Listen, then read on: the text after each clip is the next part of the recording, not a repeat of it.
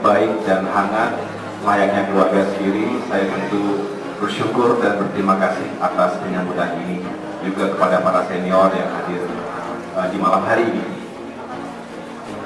Saya berada di Aceh dari kemarin, tiba dari Jakarta, tiba di Banda Aceh, kemudian langsung memberikan kuliah umum di Universitas Syah Kuala.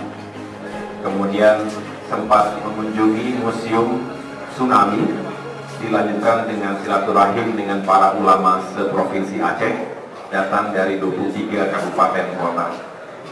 Dilanjutkan dengan sholat maghrib berjamaah di Masjid Raya Baitur Rahman, lalu menikmati kopi Solo di Ule Kare,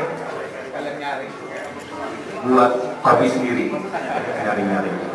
Jadi agak diangkat tinggi katanya, makin tinggi makin enak kopinya. Membalik sedikit martabak juga kemarin ya. Jadi tentu saya nikmati sekali perjalanan ini. Memori saya memang kembali ke tahun 2002-2003, tetapi tentu sangat jauh berbeda situasinya. Alhamdulillah kita semua sekarang dalam situasi yang aman dan damai, dan